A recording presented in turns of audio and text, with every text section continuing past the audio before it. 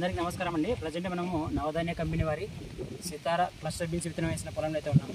చూడండి మనకు ఈ విత్తనం వచ్చేసి ఎలా ఉందో చూడండి. కాపు అనేది ఎలా పట్టుకుందో మనకు దగ్గర